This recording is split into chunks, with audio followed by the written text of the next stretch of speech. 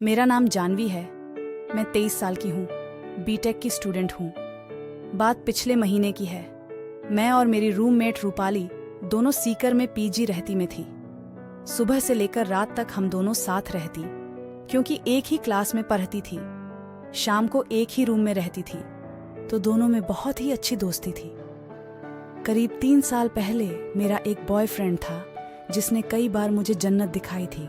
मगर जब मैं बीटेक करने सीकर आ गई, तो उससे दूर होने के वजह से सिर्फ फोन पे ही बात करके गई। मगर रूपाली का हमारी ही क्लास के एक लड़के ढाके से चक्कर चल पड़ा और दोनों अपनी लव लाइफ एंजॉय कर रहे थे। रूपाली अपने यार को 5-6 बार सेवा दे चुकी थी। जब भी करके आती आकर मुझे बताती कि क्या क्या किया और कैसे कैसे किया। मेरा भी बड्ढा मन करता, मगर मेरा तो कोई बॉयफ्रेंड ही नहीं था और एक के होते दूसरे किसी से यारी लगाने का दिल सा नहीं किया। खैर, ऐसे ही वक्त निकलता गया। एक दिन यूनिवर्सिटी से वापस आई तो शाम का खाना खाकर हम वैसे ही अपने अपने बेड पे लेटी हुई थी। जिया अपने बॉयफ्रेंड से बात कर रही थी, मैं अपने से।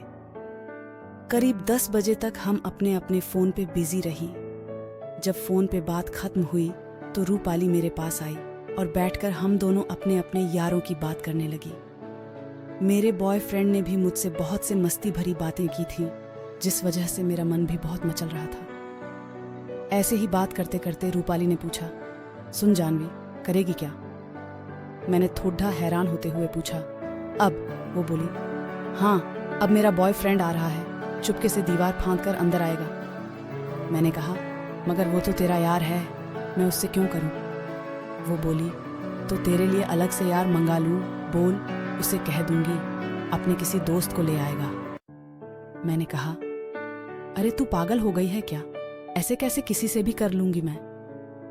देख यार, मेरा बॉयफ्रेंड यहाँ आएगा, मुझसे तेरे सामने मेरे ही बेड पे मेरे साथ करेगा, देखकर तेरा भी मन मचलेगा। तो क्यों ना दोनों सहेलियां एक साथ एंजॉय करें, मैं उधर तू इधर। मैं कुछ सोचने लगी तो तभी वो फिर बोली, देख, दिल तो तेरा भी कर रहा है। अगर लड्डे का पसंद ना आया तो मत करना, अगर पसंद आ गया तो कर लेना। किसको पता चलने वाला है, और हमारे सिवा और कौन देख रहा है? क्यों, क्या बोलती है? रूपाली ने कहा तो मैंने भी अनमने से हाँ कर दी। ठीक है, अगर लड्डे का ठीक ठाक हुआ तो देख लेंगे। रूपाली ने अपने बॉयफ्रेंड को फोन पे सब बता दिया। 1 घंटे बाद दरवाजे पे दस्तक हुई। रूपाली ने उठकर दरवाजा खोला। मैं अपने ही बिस्तर पे बैठी रही। 2 लड्डियच के अंदर आए। एक रूपाली का बॉयफ्रेंड था, जिसने अंदर आते ही रूपाली को लपक लिया। दूसरा लड्डियाका भी अंदर आया, लंबा तगड़ा, गोरा चिट्टा, देखने में भी सुंदर था।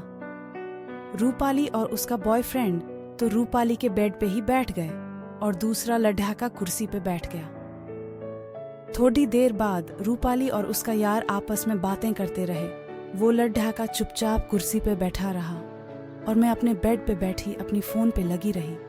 चाहे मैं कुछ भी नहीं कर रही थी फोन पे, पर मेरा दिल बहुत तेजी से धड़क रहा था। तभी रूपाली ने मुझे आवाज लगाई, वहां बैठी क्या कर रही है, इधर आ। मैं थोड़ा कशमकश में उलझी उठकर रूपाली के बेड के पास गई और एक साइड पे बैठ गई। तो रूपाली ने मेरा इंट्रो अपने यार अमित और उसके दोस्त सोनू से करवाया। दोनों ने मेरे साथ हाथ मिलाया। अमित का हाथ तो ठीक था, मगर सोनू का हाथ बहुत सख्त और मजबूत था। उससे हाथ मिलाते हुए मेरे दिल के तार झंझना उठे। हम दोनों में अभी कोई बात नहीं हुई थी, मगर रूपाली और अमित का प्रोग्राम बन चुका था। सो अमित बोला, देखो भाई, हम यहाँ बातें करने नहीं आए हैं, इसलिए हमारा बेड खाली करो, हमें एंजॉय करने दो, और अगर आपने भी एंजॉय करना है तो अपने बेड पे जाओ। मैंने सोनू की तरफ देखा तो वो कुर्सी छोड़ के उठ खड़ा हुआ।